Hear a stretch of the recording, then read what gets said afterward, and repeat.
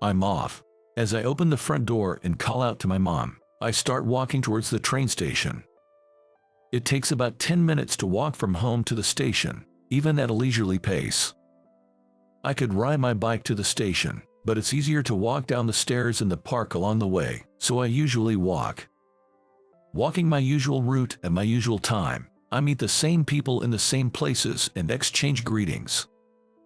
I'm naturally friendly and always smiling, so people often strike up conversations with me, and it has become a daily routine to chat with someone. My name is Ken, a 30-year-old single office worker. After graduating from a regional university, I returned to my hometown and now live with my parents and grandmother, a family of 4.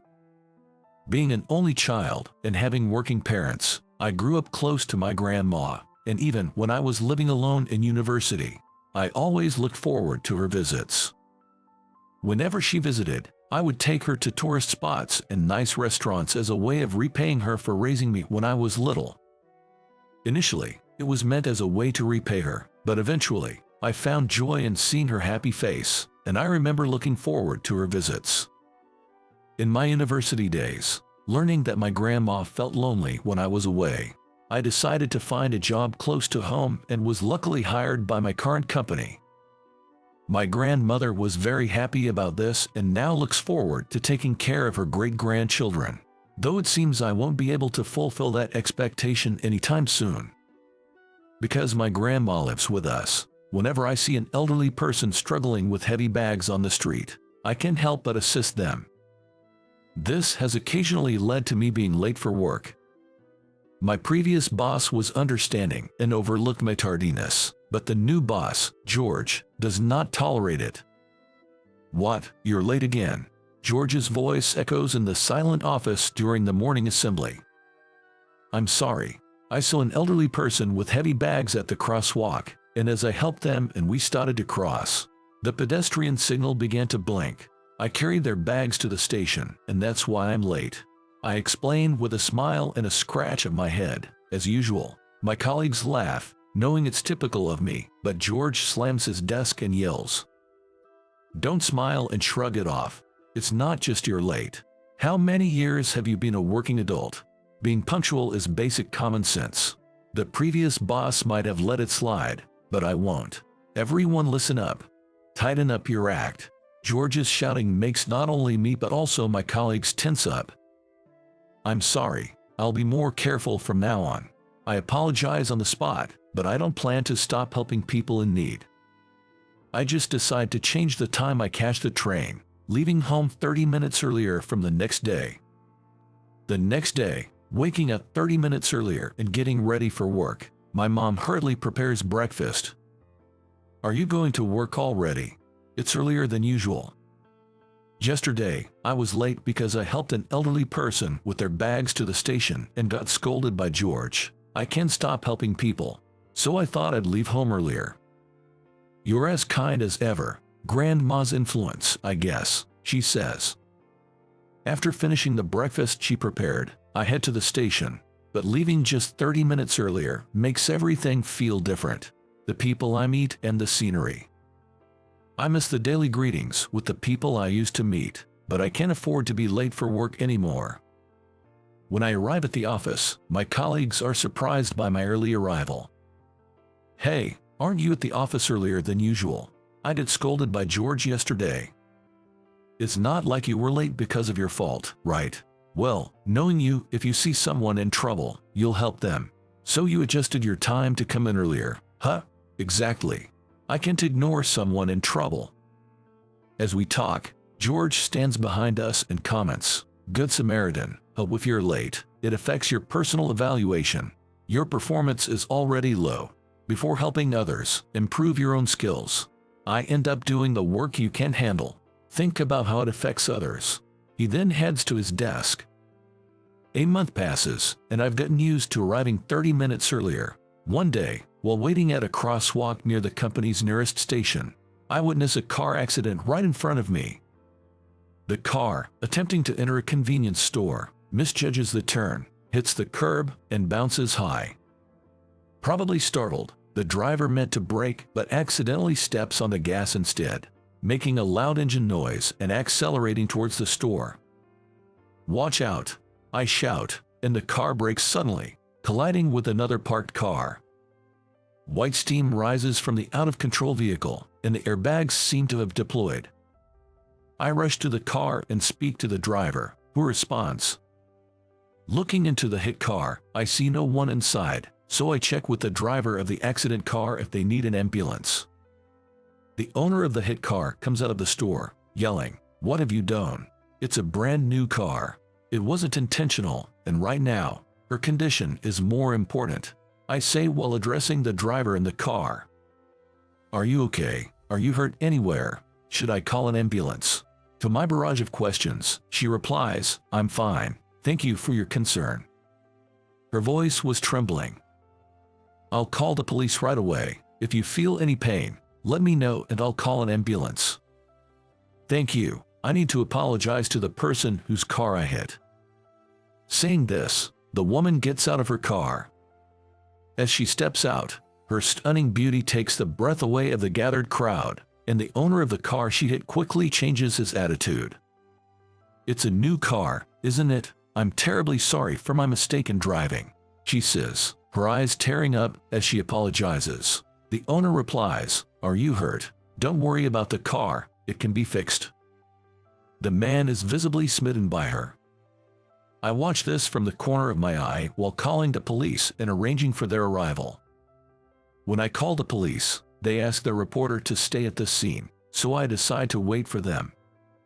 Looking at the time, I realize I can still make it to work, so I haven't called in yet.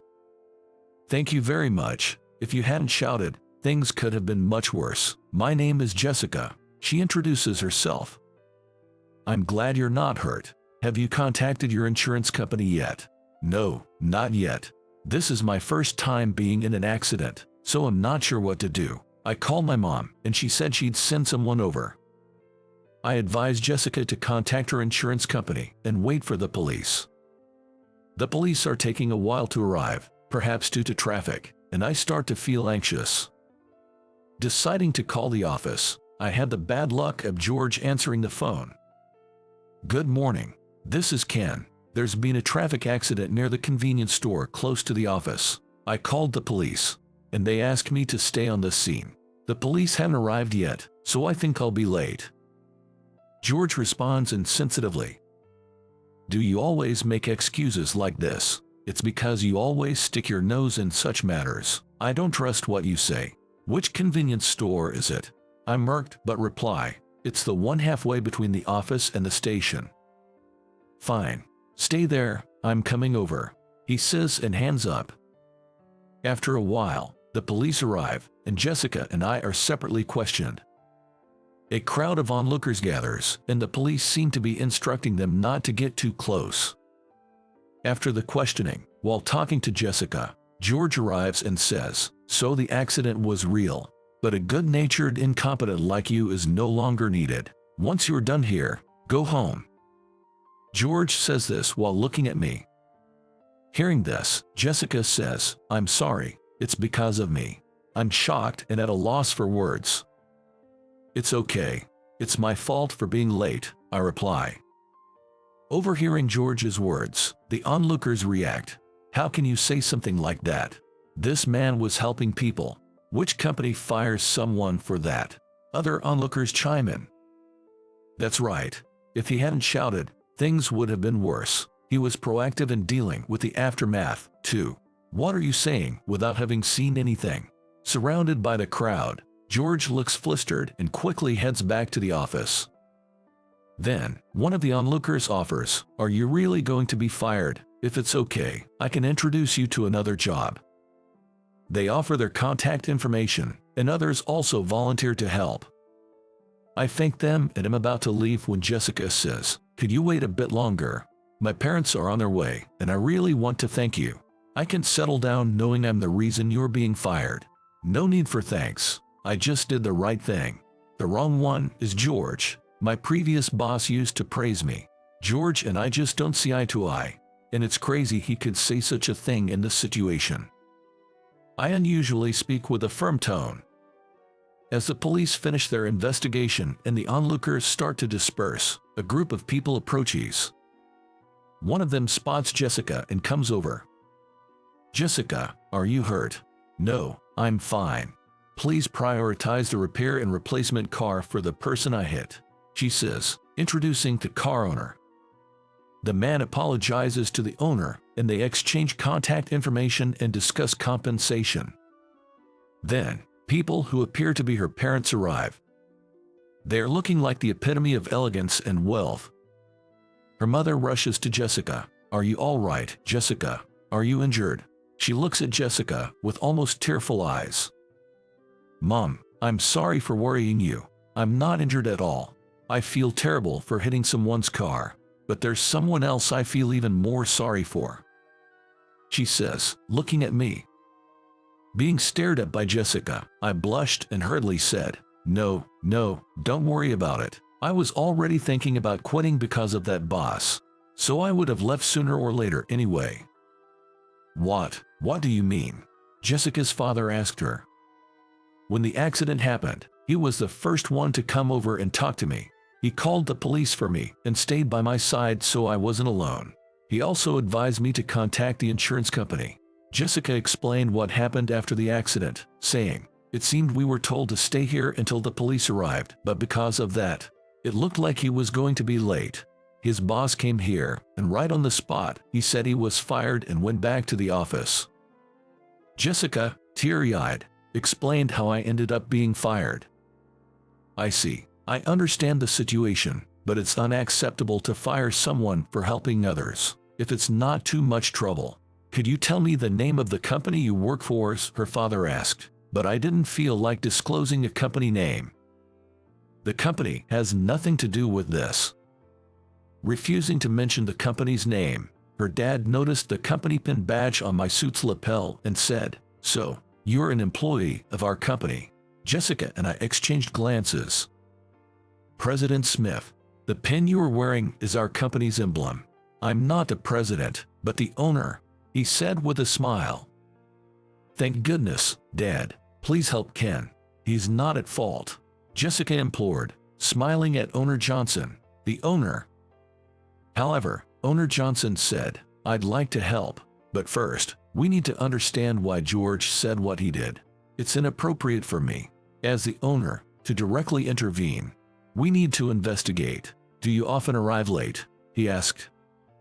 I explained my reasons for being late in the past. "I see. You've been late because you were helping people in need. You mentioned earlier, and I agree, your actions weren't wrong. I could talk to President Smith and change the company rules, but first, we need to rescind your dismissal." Owner Johnson was willing to help, but I replied, "As long as George is my direct boss, I don't want to return. Even if George is transferred, it would be a hassle for him, so I'd rather resign and find another job. I don't want to lose an employee like you. I own other companies. Perhaps you could work at one of those," he suggested. "I appreciate your offer, but are your other companies within commuting distance from my home?" I inquired, mentioning my grandmother and my desire to work near my home. "I understand you're devoted to your grandmother, but unfortunately, the only company of mine within your commuting range is your current workplace. As I said earlier, I don't want to lose an employee like you. Returning to your current company would be best. I won't let you be treated unfairly, so please reconsider," he urged. "I understand. However, I'm not confident I can meet your expectations. I think I'll head home for today." "Jessica, this isn't your fault. Please don't feel responsible," I said and headed home. When I got home, it was just before noon, and I could see my grandmother weeding the garden. I talked to my grandma. "Grandma, I'm home. Thanks for weeding. How about we go for lunch? After I finish eating, I can help you with the weeding," I called out to her. Surprised by my sudden return, my grandmother stood up, looking towards the source of my voice. "Oh, you are home early today. Are you feeling unwell?" she asked, her face showing both happiness and concern. She approaches me at the front door with a complicated look on his face. "No, I didn't go to the office. There was a traffic accident. and while I was dealing with that, it seems I upset George. So, I decided to head home for the day. Seeing my dejected demeanor, my grandmother said, "I see, that must have been tough. Well, today, I will treat you. So let's eat lots of delicious food," she said, welcoming me at the entrance. Classic grandma, always knowing how to handle me. I laughed, and we both entered the house, getting ready to leave. Having a meal with just my grandmother was a rare and enjoyable occasion. Her gentle manner of speaking and responses were amusing, and by the time we reached the restaurant, I felt much better and more energetic.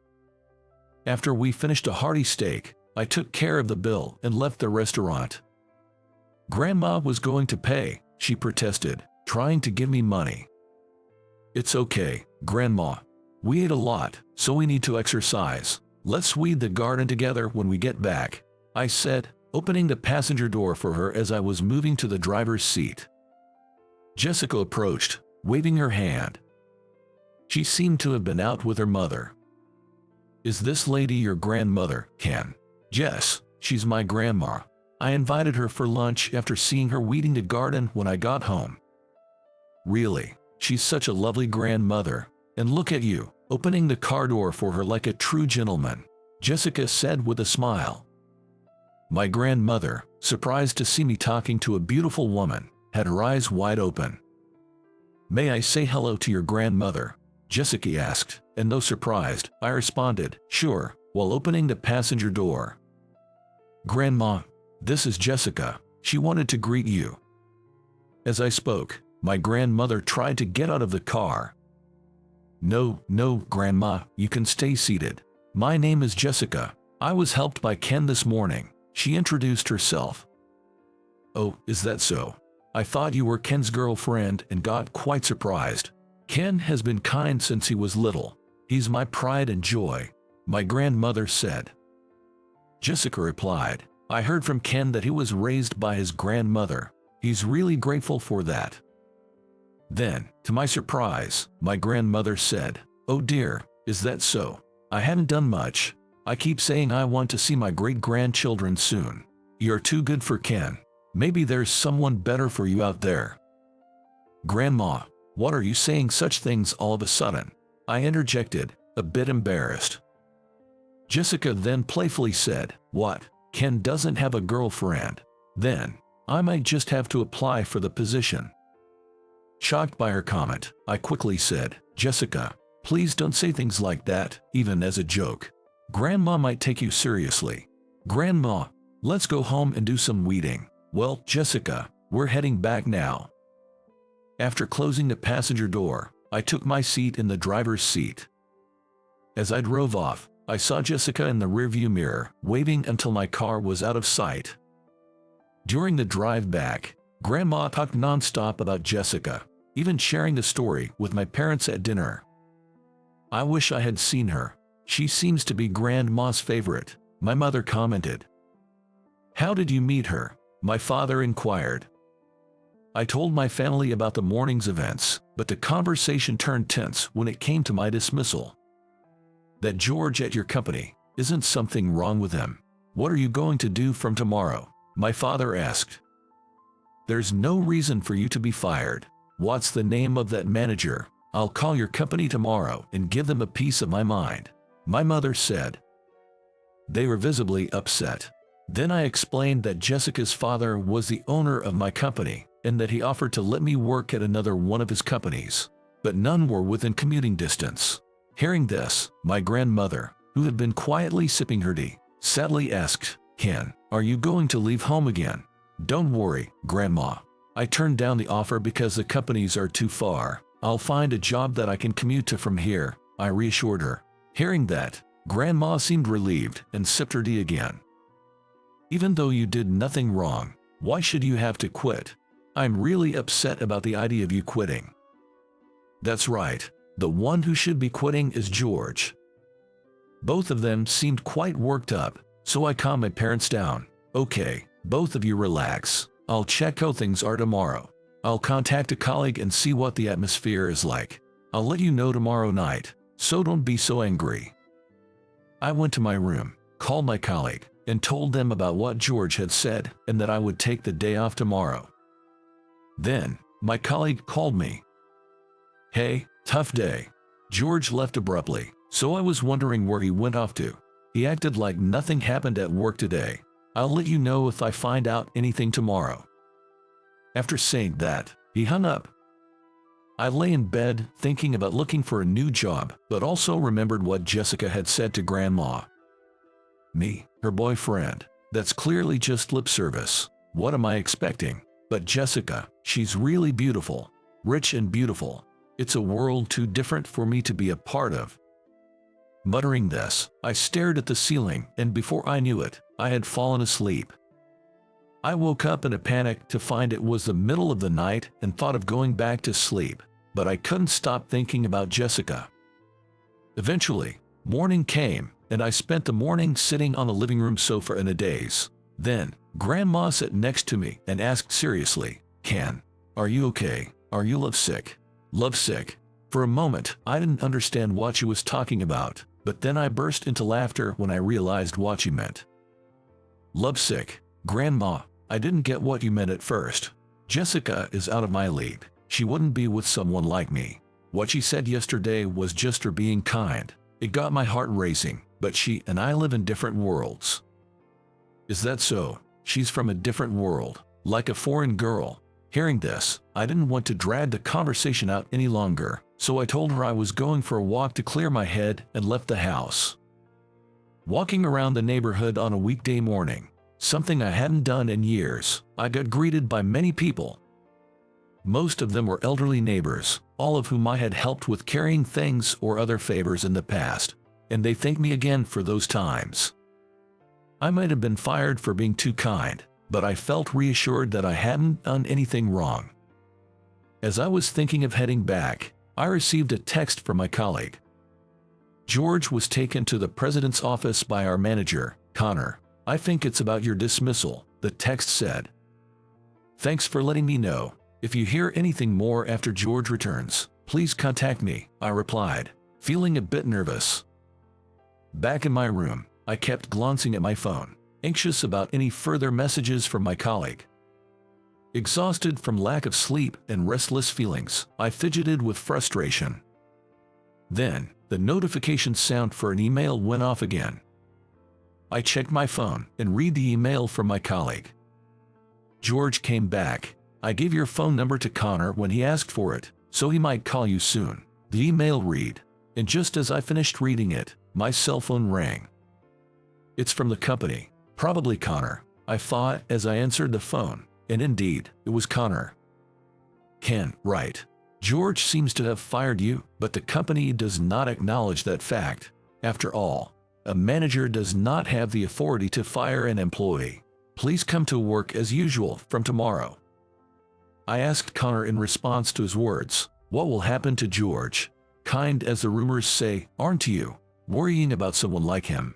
He has requested a transfer, so we've decided to move him to another department from tomorrow. The manager's position will be vacant for a while, so I likely take over. Do you have any objections to me doing so?" Connor said with a laugh. "No, that's fine. I'll come to work from tomorrow." I hung up the phone and reported the news to my mother and grandmother, who were preparing dinner.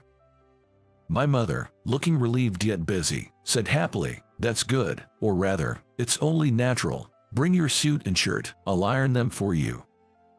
At dinner, I told my father that I would be returning to work tomorrow, and he seemed relieved. As I was preparing for work in my room, an unknown number appeared on my phone and it rang. I wondered who it could be, and when I answered, it was Jessica. "Hello, it's Jessica. I'm glad to hear you're returning to work tomorrow." "How did you know that?" "My father heard from President Smith. Your kindness is well known at the company. I'm truly happy." Jessica seemed to be at a loss for words, so I said, "Please thank your father for his help. My staying at the company also spares you from feeling responsible. Now, everything seems to be settling down, so don't worry."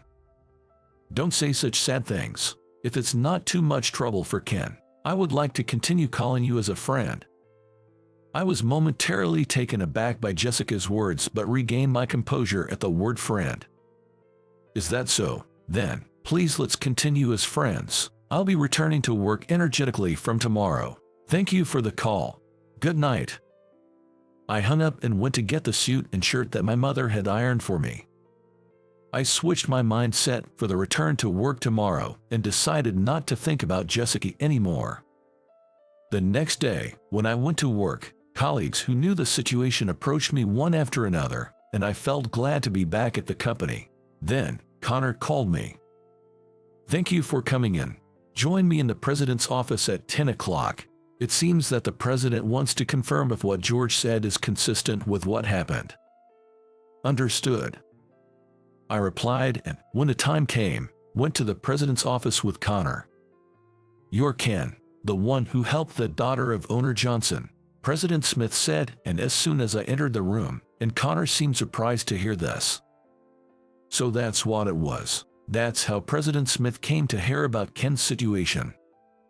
Connor seemed convinced. I've heard from owner Johnson, so I understand the situation to some extent. It's troubling for me if an employee like you leaves. Please continue to help those in need without worry. I'm thinking of changing the company's internal rules regarding tardiness. I want other employees to be able to act like you. Thank you, I understand, and I'll return to work. After some small talk, Connor and I returned to our department. I was happy that my good-natured personality led to a change in company regulations. But it all started just because I happened to help owner Johnson's daughter. If not for that, the regulations might not have been reviewed. Thinking about this made me feel conflicted, but if the regulations were going to change, I felt motivated to continue helping others without worrying about being late. Thinking that this incident was now over, I resigned myself to the fact that my connection with Jessica would also end. After all, we lived in different worlds. Time passed as if nothing had happened, and I fully moved on from Jessica. Occasionally, my grandmother would mention Jessica, but it didn't bother me, and I responded casually while playing with my phone. Jessica, was it? I wonder how she's doing. I don't know, what do you think? Last week, she seemed fine when she came over. Oh, really? She came over. She came over. Jessica came. I was surprised and looked at my grandmother. Yes, I was weeding when someone called out from the roadside. I wondered who it could be, and it was Jessica. She asked, "Are you doing well? Is Ken at work? Why didn't you tell me sooner?" "Grandma, what did you say?" I said we were fine and that Ken was at work. Then she left right away. Did I do something wrong? No, it's fine. I was just surprised to hear she came over. Let me know if she comes again. I struggled to maintain my composure. I hurried back to my room, took out my phone, and wrote a text to Jessica. I apologize for the late report. I have been attending work without fail since my return. I just heard from my grandmother that you visited our house last week. I must have caused you worry due to my lack of communication. I'm sorry. I reread the email several times before pressing the send button. Flustered, I put my phone in my pocket and waited for a reply, but instead, a call came through. Jessica prefers phone calls over texts, I thought as I answered. It's been a while. I thought you might be upset with me because I hadn't heard from you. I'm glad to hear you've returned safely, she said in a cheerful voice. Owner Johnson mentioned it to President Smith, right? That really helped. I heard the company is going to change its regulations because of it. Actually, I heard from my father that President Smith has known about you for a while. There were several reports of phone calls expressing gratitude from people you've helped. They didn't know who was behind the help since no name was mentioned, but whenever they received such calls, they found that it was always you who was late that day. Your performance was considered good by the previous manager. Despite the low evaluation due to your tardiness, it was strange that doing good deeds led to a low evaluation. So there was already talk in the company about accepting tardiness with valid reasons. So it wasn't just owner Johnson's intervention that led to the change in company policy. President Smith said that once the details were decided, he was planning to discuss it with my father. I was genuinely happy to hear that the company was considering changing its policies because of my actions. That's really nice to hear. It makes me happy. I'm glad for you. Please continue to help others. I'll also try to actively reach out to people in need. Thank you. I'm glad I texted you. So, since I hadn't properly thanked you for your help yet, would you like to go out for a meal this weekend? I was casually invited by Jessica and, on impulse, accepted. Since our lifestyles are so different, is it okay if we choose something I'm used to eating? What are you talking about? Haha. I work for a different company, unrelated to my father's business. My parents may be wealthy, but I don't have that much. Either of my brothers will likely take over the company. You won't get anything by dating me for the inheritance. Haha. Is that so? Too bad. Haha. Saying that, we both burst into laughter, decided on a place and time for our weekend meal, and then hung up the phone. Our dinner was at a tavern near the station. With Jessica by my side, I couldn't help but notice the jealous stares from the other male patrons. Feeling relaxed and happy with Jessica savoring the meal, I took the chance to ask when we could meet next and invited her on another date. I jokingly asked if I could bring my grandmother along, and to my surprise, Jessica readily agreed. It didn't take long for me to develop a fondness for her. Thinking how nice it would be if the day came soon when my grandmother could take care of our great-grandchildren, I enjoyed our delightful time together.